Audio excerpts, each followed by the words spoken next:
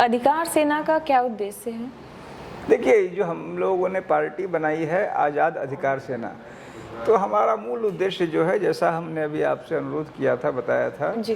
कि हम अपने पूरे को, जैसे हिंदू धर्म के बारे में कहा गया है कि हिंदू धर्म में तो तमाम वेद हैं, पुराण हैं, उपनिषद हैं, वेदांग हैं, लेकिन अंत में जो है एक कहा, वेद व्यास ने कहा कि अष्टादश पुराणेषु व्यासस्य वचनम द्वयम परोपकाराय पुण्याय पापाय परपीड़नम।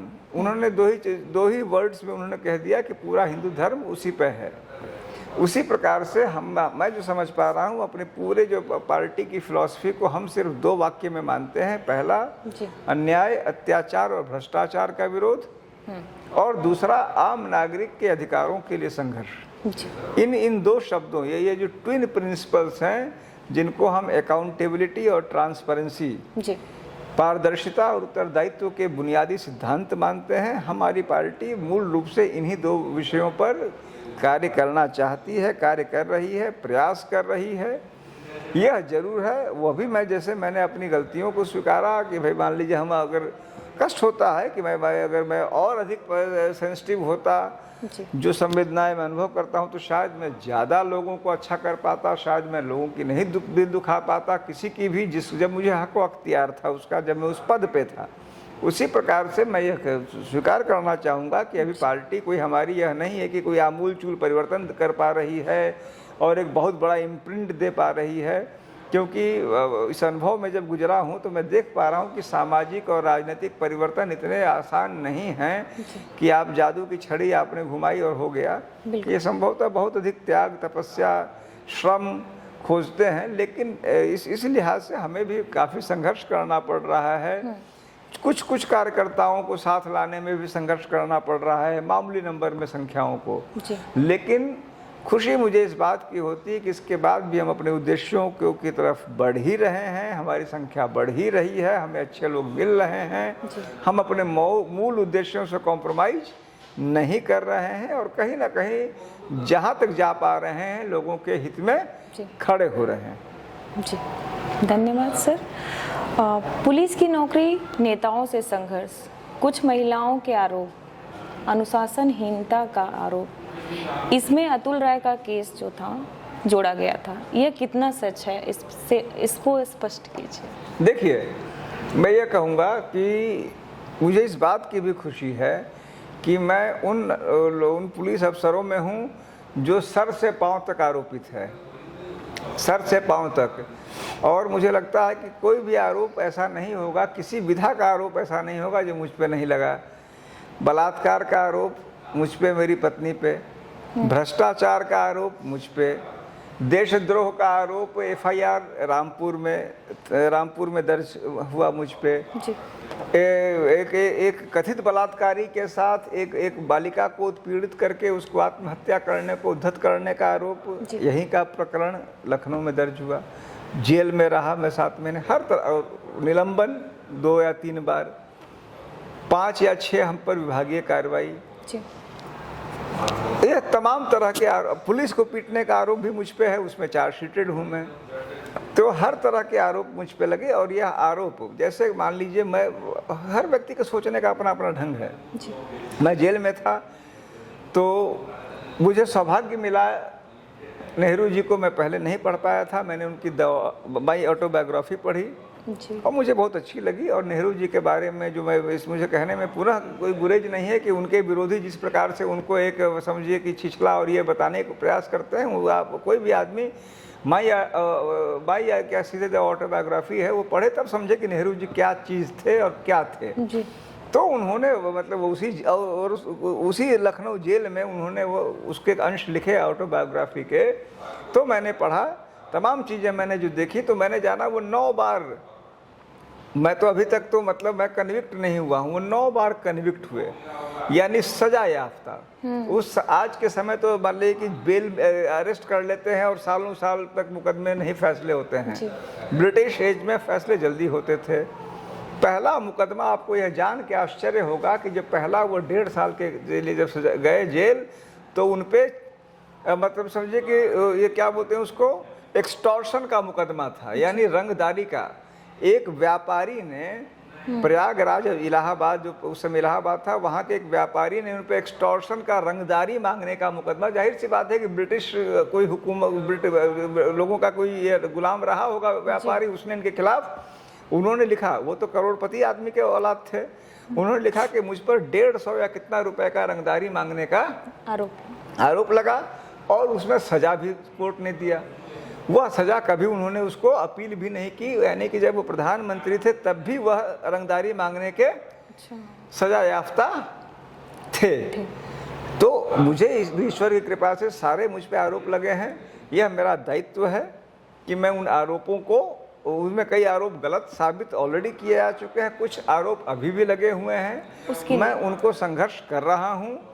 उन पर मैं आम तौर पे, चूंकि जैसे मान लीजिए आपने अतुल राय वाले केस की बात की, जिन केसेस को लेके मान लीजिए कोर्ट में मामला चल रहे हैं, उन पे मैं बाहर टिप्पणी करना कि मतलब मैं तो कहता हूँ, इतना तो हक है कि मैं बेगुनाह तो हुई हूँ, इसमें मुझे कोई शक नहीं है। मेरी आत्मा जानती है, मैं जानता हूँ, उस केस के तथ्य जानते हैं, लेकिन उसको फिर डिटेल्स में जाना और तमाम बातें, चूँकि सबके बाद भी वह अभी एक जिसको कहते हैं सब जुडिस केस है, उस पर मैं फैसला सुनाने वाले व्यक्ति नहीं हूँ।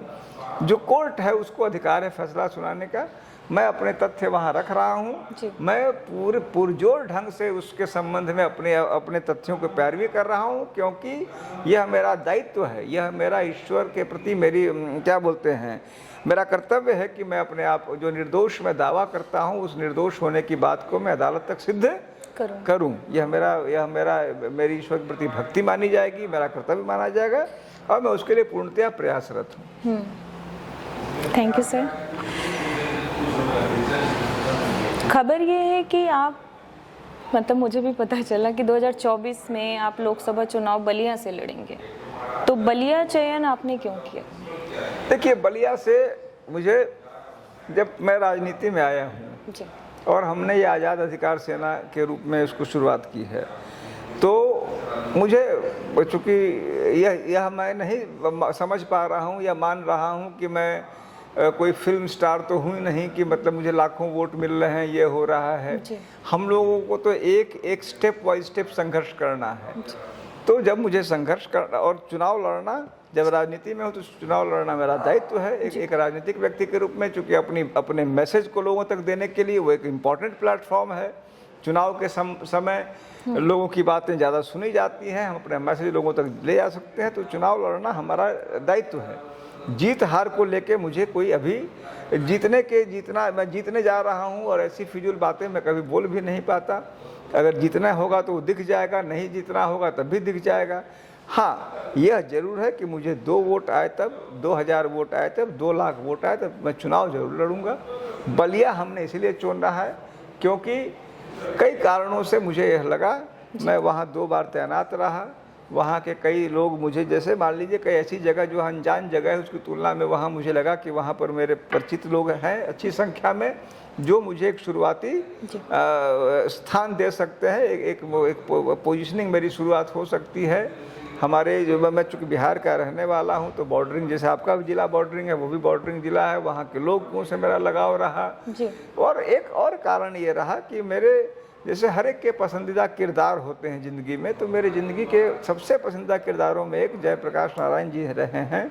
तो उनकी जन्मस्थली थी, मैं वहाँ जब एसपी रहा तो मैं कई बार वहाँ गया, सितब दियारा और जो उसका जयप्रकाश नगर जिसको कहते हैं, तो मुझे ये लगा कि मैं उनके प्रति भी, और एक ऐसा स्थान जो बागी बलिया कहलाता है, मेरे तेवर भी हमेशा अच्छे बुरे, जब भी किसी ने जो भी माना, लेकिन लगभग मुझे लोगों ने विद्रोही के रूप में देखा, माना, समझा।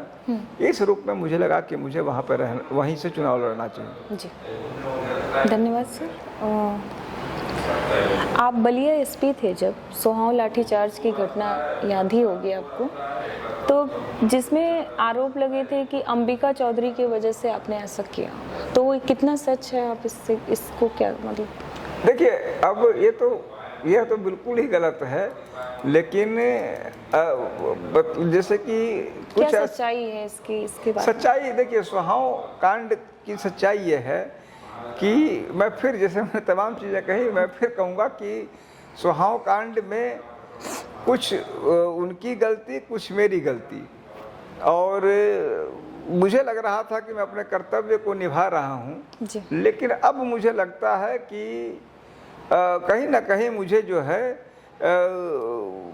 मुझे ये समझना चाहिए था कि हम एक जनतांत्रिक व्यवस्था में हैं, जहाँ पर कि सबके बाद भी जो मतलब जो व्यक्ति है उसको अपनी बात कहने, अगर सड़क घेरे ही हुए हैं, मैं कहीं ना कहीं थोड़ा सा उस जगह में समझता हूँ कि हल्का सा डिक्टेटोरियल अप्रोच की तरफ मैं शिफ्ट हो गया था, जिसको मैं अपनी गलती मानता हूँ।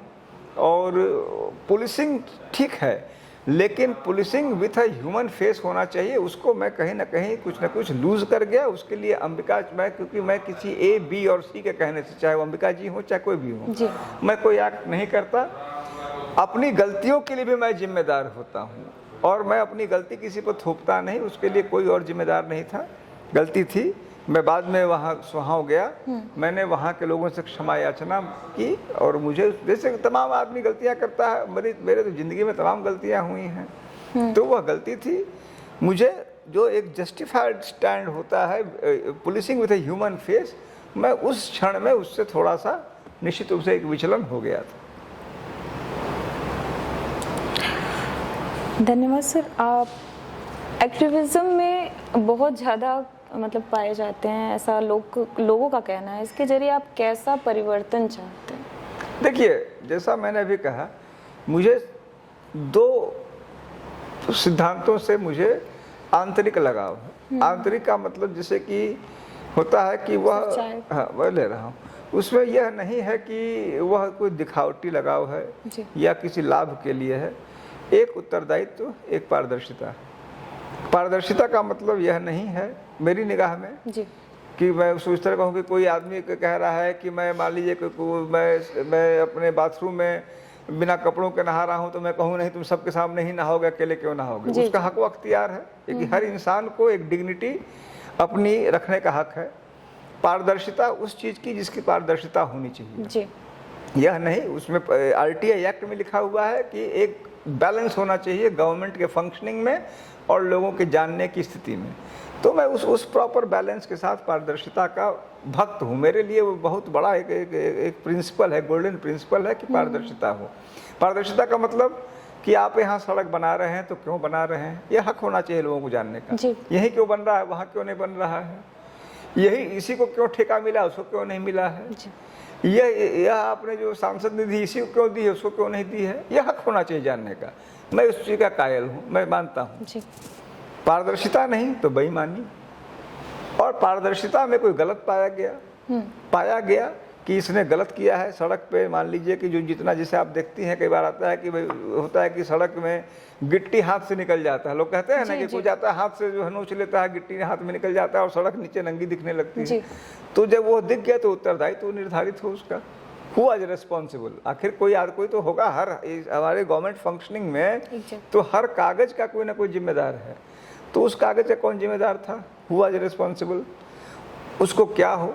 मेरा यह नहीं मानना है कि हर एक को फांसी हो या हर एक को नौकरी से बर्खास्तगी हो, हर के निलंबन हो, लेकिन कुछ ना कुछ तो भाई कोई कुछ, कभी तो किसी मामले में डांट ही काफ़ी है किसी मामले में चेतावनी काफ़ी है, वह भी। लेकिन आप उसको प्रोत्साहित और बचाव न कीजिए। हो यह रहा है कि गवर्नमेंट के जो फंक्शनरीज हैं वो तुरंत बचाव करने लगते हैं। आप किसी के खिलाफ कोई, अब आप सड़क पर जा रहे हैं, कोई सिपाही आपसे बदतमीजी कर देगा, आप जब शिकायत करिएगा वो उसका जो ऊपर का अफसर 2 लाइन लिखेगा, आरोप प्रमाणित नहीं पाए गए, आरोप झूठे हैं। अरे भाई तुम उसको डांट दो, क्योंकि कोई आदमी पागल तो है नहीं कि जो जा रहा है तो क्यों शिकायत करने में खर्च लगता है कि नहीं लगता है, समय लगता है, ऊर्जा लगती है, कि हमको उससे क्या रंजिश है शिकायत करेंगे। तो तुम कैसे मान लेते हो कि हर शिकायत गलत है, सबकी अपनी रेपुटेशन होती है। तब तो इन स्थितियों में उत्तरदायित्व की भावना भी हो, यह मेरा दूसरा मान्यता है और मुझे इन दोनों प्रिंसिपल से दिल से लगाओ। जी धन्यवाद सर। अब आखिरी है ना, बस आखिरी। अगर अधिकार सेना आती है, आज़ाद अधिकार सेना आती है, तो सिर्फ सत्ता का हस्तांतरण ही होगा या फिर राजनीतिक आदर्श भी बदलेंगे? देखिए, मैं उसको, जो मेरे साथ के साथी हैं वही हमसे नाराज भले हो जाएं, लेकिन मैं उनको भी साफ कहना चाहूँगा, और अभी कोई हम लोग कहीं नहीं आ रहे हैं।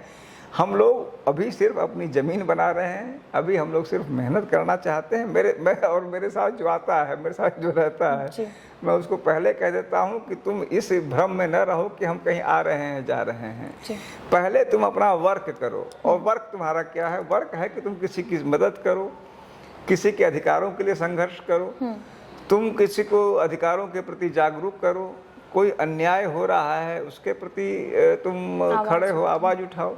मेरा यह मानना है कि सत्ता से राजनीतिक कार्यों का कोई लिंकेज नहीं है।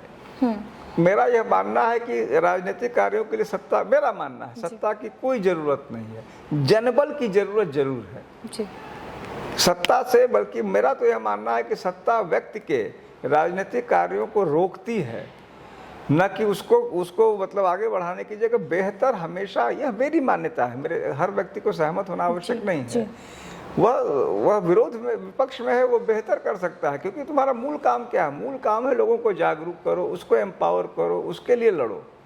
तो हम कहीं आ भी नहीं रहे हैं अभी कोई इतने आने की हमको कोई बेचैनी भी नहीं है, कोई बेचैनी नहीं है। हाँ, लोगों के लिए हम कुछ कर पावे, लोगों में यह भावना जागृत कर पावे कि तुम अपने अधिकारों के लिए लड़ सकते हो, तुम क्वेश्चन पूछ सकते हो, उसके लिए हम जरूर लालायित हैं। लेकिन सत्ता में रह के कितना इम्प्लीमेंट कर पाना और सत्ता के बाहर रह के हम एक पहल कर पाने में क्या ही अंतर है? देखिए, अब जाहिर सी बात, जैसे आपने कहा, मैं अभी बात कर रहा था, मैं सोच रहा था कि, और मैंने आपके सामने स्वीकार किया कि मैं जब एसपी था मुझे और सेंसिटिव होना चाहिए था। आपने सुहाव कांड की बात कही, मुझे अपनी गलती का एहसास हुआ। सत्ता, बहुत पहले लॉर्ड एक्टन ने कहा, power corrupts and absolute power corrupts absolutely.